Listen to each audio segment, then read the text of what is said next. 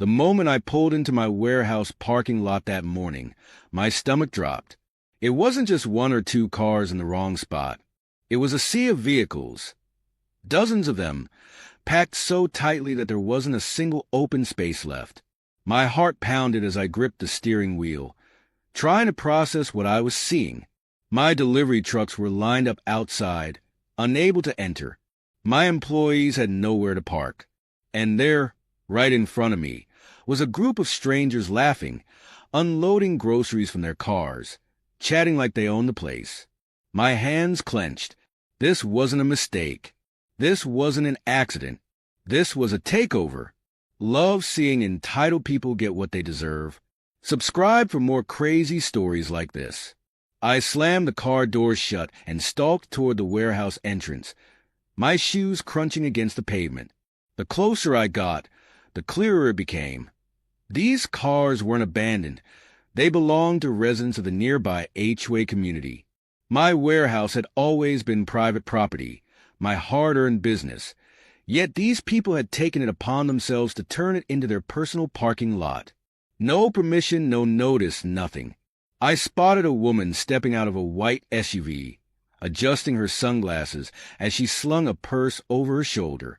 She noticed me staring and had the audacity to smile. "Morning," she chirped, as if I were some friendly neighbor instead of the owner of the very property she was trespassing on.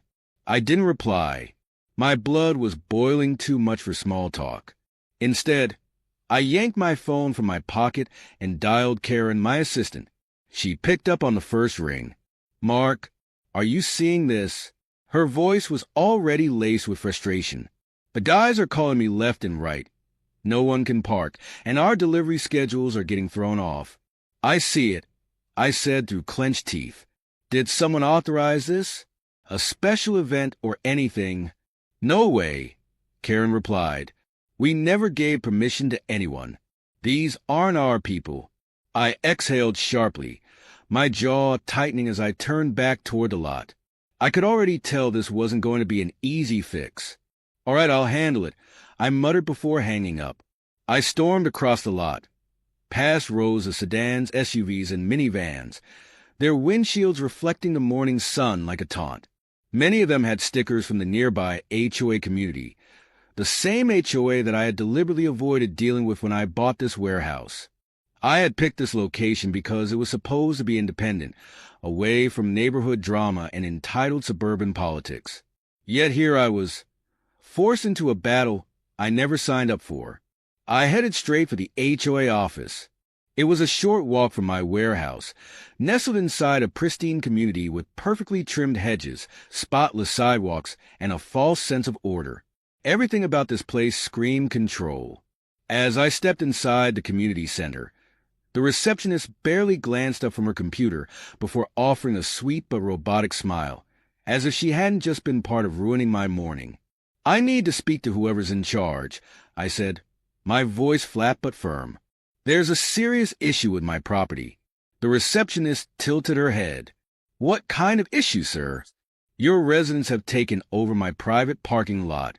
I leaned forward, "and I need it cleared now." She blinked, clearly not expecting the confrontation. "Oh, let me check if Miss Langston is available." I crossed my arms, staring daggers into the glass partition behind her. The name was familiar. Karen Langston, the self-important HOA president I had only heard about in passing. A control freak, according to some. A nightmare, according to others. A few minutes later, I was led into her office, where she sat behind a polished oak desk, exuding the kind of arrogance that only came with too much power in too small a position. "Mr. Cruz," she greeted smoothly, barely looking up from the papers in front of her. "What can I do for you?" I didn't sit. I didn't waste time. "Your residents have turned my warehouse parking lot into their personal space. I want them out immediately."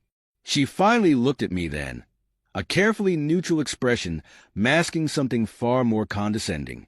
"Oh, that," she said, as if I were complaining about a minor inconvenience instead of a complete violation of my property rights. "We had to find a solution. Parking is very limited in the neighborhood. and your lot was just sitting there and used most of the time. We figured it made sense. I stared at her, stunned. The sheer audacity.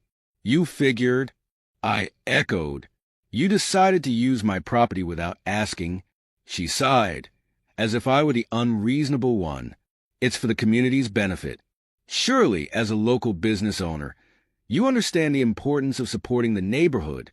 I took a slow breath, gripping the back of the chair in front of me to keep from flipping it over. My business is not part of your HOA. You don't get to make decisions for my property. Miss Langston folded her hands, her nails perfectly manicured, her expression stone-cold and unmoved. Mr. Cruz, I suggest you think carefully before escalating this. The HOA has resources. We're acting within reason. I leaned in, meeting her gaze without flinching. You have 48 hours to tell your people to move their cars. After that, I'm handling it myself. For the first time, her expression twitched, the smallest flicker of doubt. But then, just as quickly, she smirked. If you say so, Mr. Cruz. We'll see.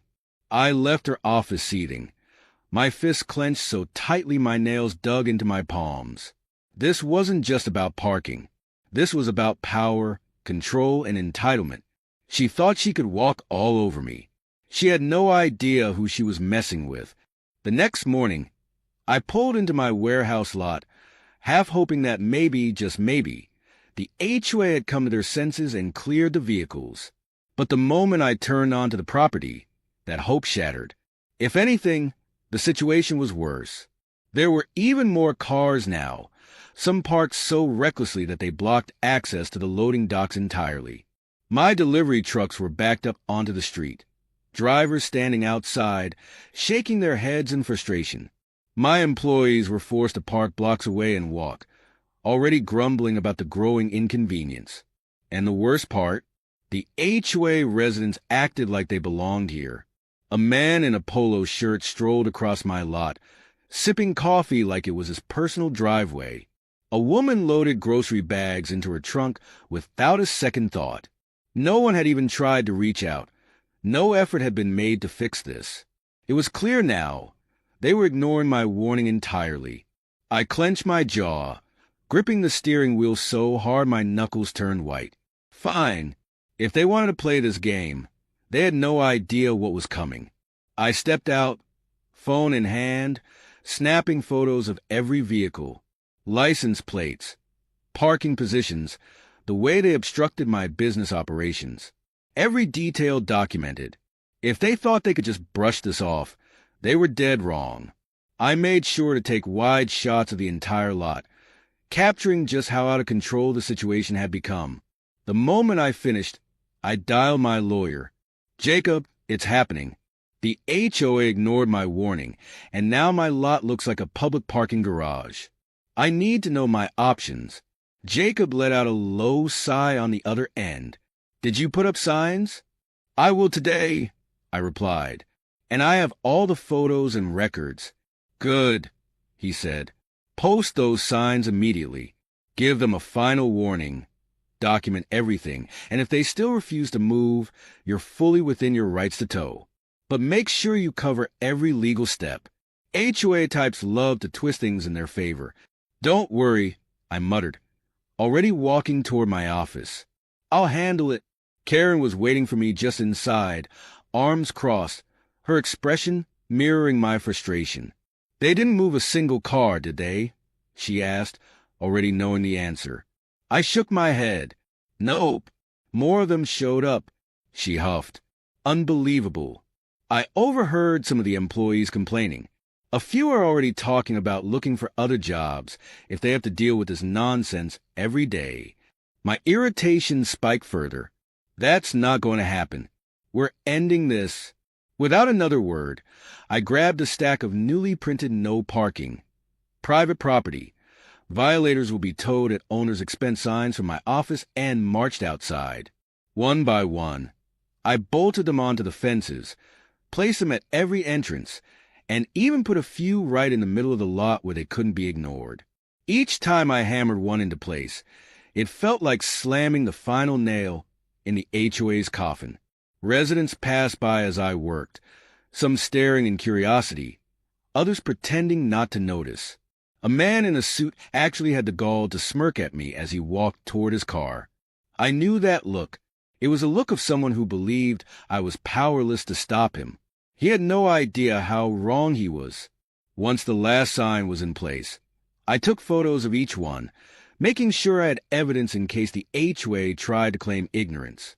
Then, for good measure, I sent a formal notice to Miss Langston. The email was short, direct, and left no room for argument.